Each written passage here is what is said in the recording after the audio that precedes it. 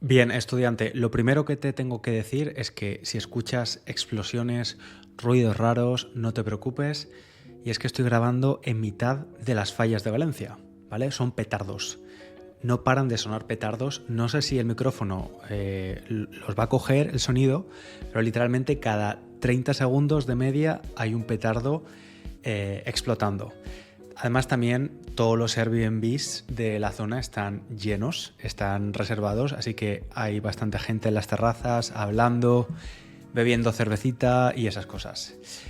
Y sí, voy a hablar de las fallas de la fiesta popular de Valencia, unas fiestas que no vivo desde hace un montón de años y bueno, no estoy 100% recuperado de mi espalda, pero estoy mejor, así que voy a intentar salir y grabar para luego hacer un blog en YouTube con un poquito más visual, pero en el episodio de nivel avanzado de hoy quiero hablar un poco más de la historia de la fiesta porque es muy interesante. Como siempre, el objetivo es que tú aprendas español, así que vas a tener todos los recursos para utilizar antes de escuchar el episodio, la guía de vocabulario con todas esas palabrejas complicadas, expresiones, la transcripción si la necesitas y las tarjetas de vocabulario. Todo esto en SpanishLanguageCoach.com. Y si no sigues el podcast, dale al clic, que es gratis. Dale a seguir o a suscribirte y así no te pierdes ningún episodio. Sé que hay personas que escuchan este podcast que están ahora mismo en Valencia o porque viven aquí o porque están visitando Valencia por las fallas, por estas fiestas folclóricas o populares. Pero si nunca has estado en Valencia en marzo, puede parecerte de otro mundo, ¿vale? Porque imagínate esto, caminas por la ciudad y de repente te encuentras con una escultura gigantesca de varios metros de altura, con figuras humanas, caricaturas de políticos de España y del resto del mundo, escenas cómicas, todo muy detallado, como si fuera un museo al aire libre. Y piensas, ostras, qué bonito, esto es impresionante. Pero espera, porque dentro de unos días van a quemarlo todo. Todo, sí, sí, sí. ¿Cómo? ¿Por qué? ¿Qué está pasando aquí? Bueno, pues que estamos en las fallas de Valencia. Y estos monumentos, por toda la ciudad y los pueblos de alrededor, están prácticamente en cada calle, en cada cruce de calles hay un monumento de estas características. No siempre tan grandes, ¿vale? Hay varias categorías de fallas. Yo, por ejemplo, vivo en una zona donde hay muchas fallas, muy grandes, de sección de primera o de sección especial, que son pues las categorías más altas. Pero voy a empezar explicándote de dónde vienen las fallas, de dónde viene esta tradición de crear algo, una obra de arte efímera y quemarla a los 5 días. Una obra de arte muy cara, porque hablamos de cientos de miles de euros para construir cada falla, o las fallas más caras al menos, y luego se queman a los 5 días. Bueno, cuando hablamos del origen de las fallas, siempre se habla de que empezaron porque los carpinteros valencianos quemaban cosas viejas cuando llegaba la primavera. Y bueno, sí, pero no es tan simple, ¿vale? Vamos por partes. Hace siglos, cuando no existía la luz eléctrica, los carpinteros trabajaban en sus talleres iluminados con unas lámparas de aceite. Y esas lámparas estaban colgadas de un palo de madera que llamaban parot. Pero claro, cuando los días se hacían más largos ya no necesitaban tanta luz artificial, sobre marzo o así, en esa época, así que ¿qué hacían con los parots? Pues por lo visto los tiraban a la calle y les prendían fuego, porque quemar cosas siempre ha sido divertido, ¿no? No sé. Bueno, el caso es que aquí viene la parte interesante, que alguien tuvo la idea de vestir estos parots con ropas viejas, dándoles formas humanas. Y primero fueron figuras simples, pero con el tiempo la gente empezó a añadir detalles y a representar personajes conocidos del barrio o gente que no caía bien. Y de repente lo que empezó como una hoguera práctica se convirtió en un espectáculo de sátira y burla. Y continúa así, porque ahora mismo, por ejemplo, he visto una falla hace un rato que he dado una vuelta, que en la misma falla había varias figuras políticas. Estaba el presidente de España, Pedro Sánchez, estaba Nicolás Maduro de Venezuela, estaba Donald Trump, estaba Putin. Es decir, que hay muchísima sátira y mucho personaje que nos gustaría ver un poco ridiculizado y están así expuestos en las fallas. Y hablando de teorías sobre el origen de esta peculiar fiesta, hay bastantes más, hay otras teorías. Algunos dicen que en realidad las fallas vienen de antiguas tradiciones paganas, de esas que celebraban el equinoccio de primavera con fuego. Y otros creen pues, que se parece mucho a una costumbre medieval de colgar muñecos grotescos en los balcones durante la Cuaresma. ¿Cuál es la verdad? Pues quién sabe. Lo importante es que de una forma u otra Valencia encontró la excusa perfecta para hacer la fiesta más ruidosa y espectacular del mundo, no me cabe duda. Y vale, pero ¿qué son las fallas hoy en día? Pues a ver, si vienes a Valencia en marzo, prepárate, especialmente si vienes del 15 al 19, porque no se trata solo de ver monumentos bonitos y fuegos artificiales, las fallas se viven. Como digo, del 15 al 19 de marzo las calles se llenan de fallas, que son estos enormes monumentos o esculturas hechas de cartón, madera y corcho blanco, y algunas de ellas de verdad que son auténticas obras de arte con detalles impresionantes y mensajes satíricos muy, muy, muy afilados. Cada barrio tiene su propia falla y hay una competición por ver cuál es la mejor. Hay un concurso. Pero como he dicho, todo esto tiene un final trágico porque el 19 de marzo todas las fallas se queman en un evento llamado La Crema, que es valenciano, en español sería como el momento de quemar algo, ¿no? Y se queman todas, sin excepción. Ahí ha habido un petardo grande. Bueno, aunque la falla se quema entera, siempre se salva un muñeco, ¿vale? Cada año se salva un ninot, una figura de una falla, y se guarda en el Museo Fallero. Y los demás, fuego y cenizas. Y quizás te estás preguntando, pero ¿por qué quemarlo todo si es tan bonito? Pues buena pregunta.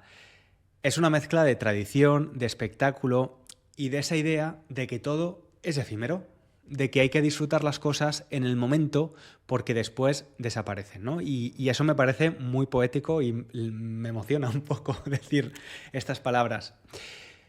Y bueno, ¿qué cosas vas a ver o qué cosas te van a pasar si vienes un año a las fallas? Pues si alguna vez te decides a venir a Valencia en marzo, y creo que deberías hacerlo, aunque sea una vez en la vida, te aviso de algunas cosas que seguro te pasan. Primero, no vas a dormir demasiado, ¿vale?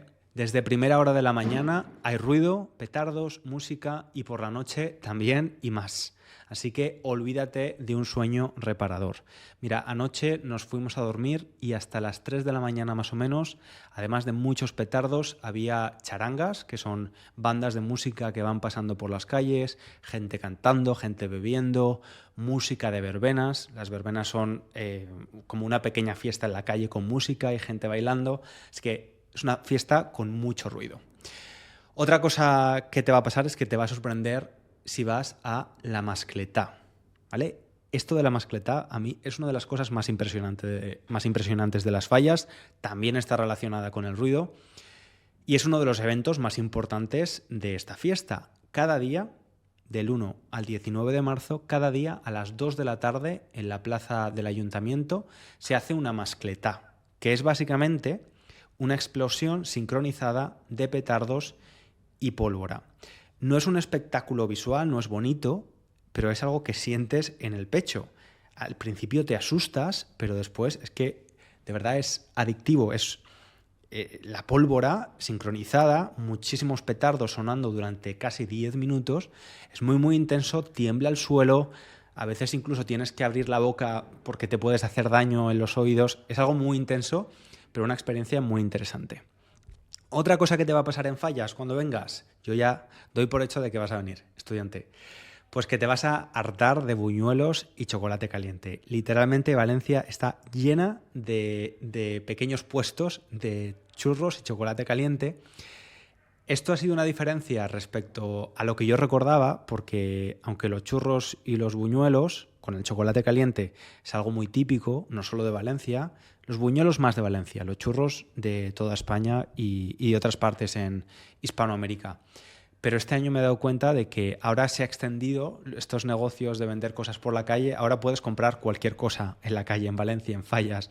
Un mojito, puedes comprar comida colombiana, puedes comprar pizza, puedes comprar crepes, es un poco de todo.